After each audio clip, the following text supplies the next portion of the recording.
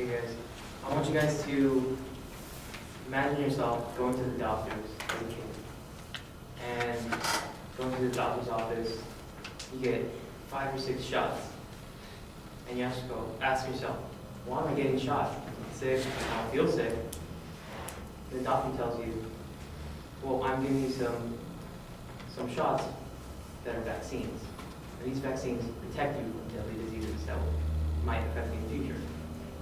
Hello, my name is Eduardo Gomez, and first I want to start off by talking about the history of the vaccines, which date back to the 18th century with Edward Jenner, that he had the first vaccination in which he implemented on a kid who was 8 years old that was infected with smallpox. After he gave him the vaccination, a few weeks later, he had no diseases in his body. From this point forward, the vaccinations help cure and prevent diseases from the body, such as measles, polio, and malaria, many more.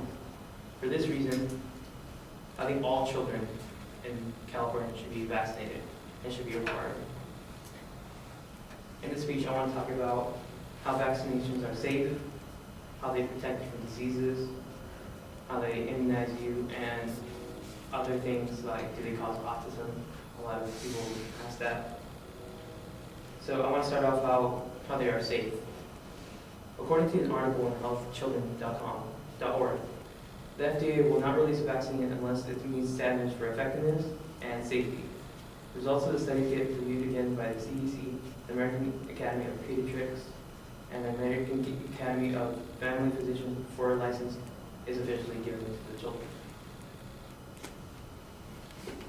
So they test the vaccine for any other side effects, like it could be too much of a dose and it could affect the child, giving them the actual disease instead of being a vaccine. Another reason is that it protects you from deadly diseases. One major disease is measles. Measles comes from the Rubella virus, and the vaccine is made by freezing the measles virus for 48 hours. Then it's injected to the bloodstream, and in small doses, in which the white blood cells and the antibodies can break down, and it's considered at that point immunized for the body. According to the Centers of Disease Control and Prevention, the CDC, in 1958, 750,000 cases of measles were recorded in the United States.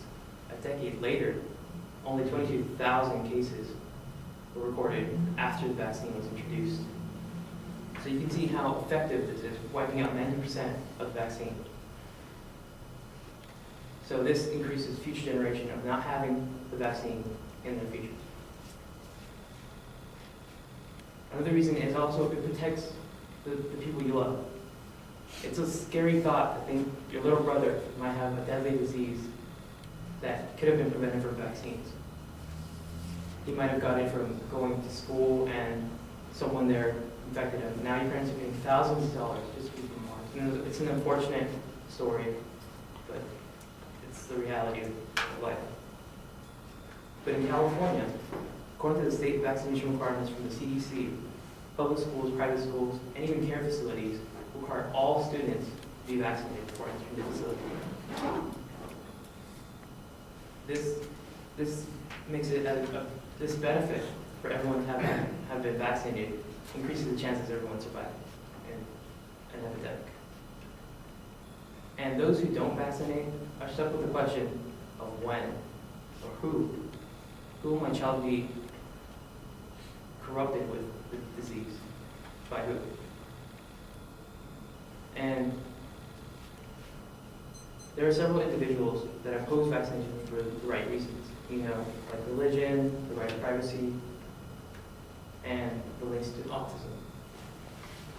With religion, many organized religions like Christianity, Muslim, and Judaism in 48 states say they don't want to be vaccinated because it removes their type of purity. For the reason of exemption, they have exemptions according to the religion and this is explained by Dr. McCullough, a New York bestseller and has been interviewed in numerous healthcare issues from major news outlets, from CNN and Today Show. He says that the right to liberty and the right to life and liberty is what the United States was founded on. After all, the First Amendment of the U.S. Constitution was put into place to protect your right to worship freely. So people that refuse vaccines, they are protected by the Constitution.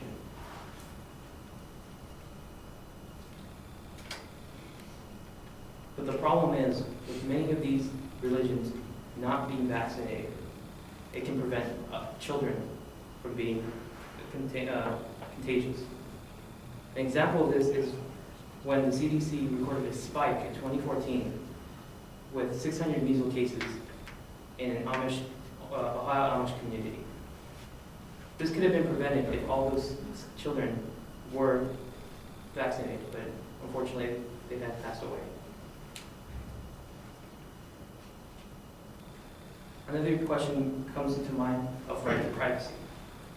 According to the American Health Affairs website in 1905, the U.S. Supreme Court ruled in Jacobson versus Massachusetts that the need to protect the public health through compulsory smallpox vaccination outweighed the individual's rights to privacy. Instead of giving the rights to parents to whether or not vaccinating your child is appropriate, it's given to the government to protect the interests of the people, the majority interests of the people, to protect everyone else. And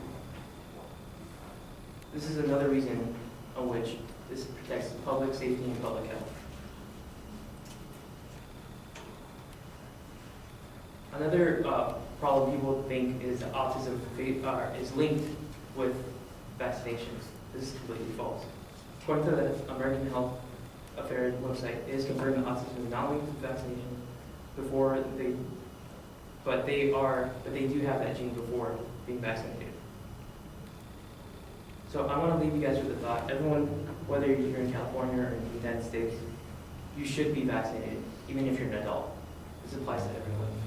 And it's recommended that every few years you take a booster shot so that your white blood cells and your antibodies still become immune if an epidemic were to commence. Thank you very much.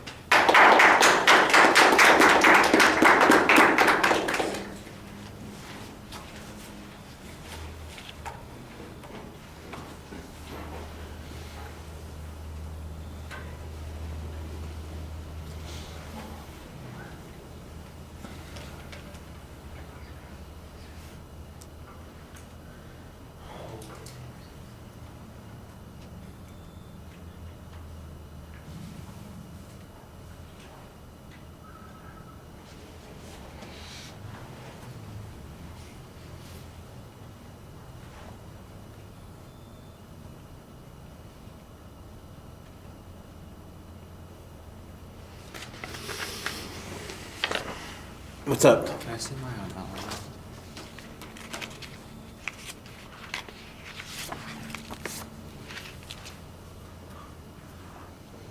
All right, Isaac, what did you think? Isaac's not here, huh? Okay. That's a big 0 there. Well, I'll tell you what I thought. The visualization that you have at the beginning and the history of vaccines, that's an okay introduction. I think you could do something that's a little bit more dramatic and emotionally engaging, but we know what the topic is, and you kind of set up a little bit of the need to talk about this particular issue. I'm a bit confused because in the middle of the speech, when you were talking about this, you say that all students in California, whether it's a private school, a public school, or some other school, are required to have these vaccines. I'm going, well, if they're all required to have it, why is this a persuasive speech instead of an informative speech?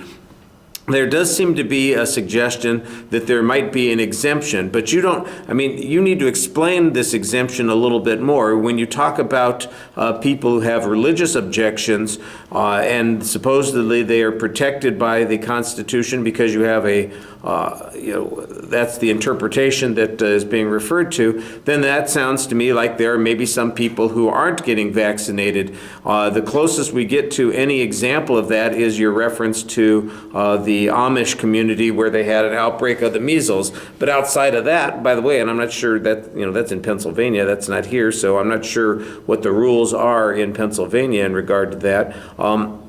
That illustrates the point a little bit more. I think you need to tell us that there are people who do have religious objections to being vaccinated, and that California gives them exemptions so that they can continue to attend public schools, so that we then know why it is we need to change our existing policy which allows for those exemptions. As it is, it just sounds like you're giving an informative presentation. Now, if there are exemptions created outside of California, for example, because you mentioned the Amish community there, well, then that's, I think, a reasonable argument to be making, that these exemptions create problems. They especially created problems for that particular community. I think that that's a good point.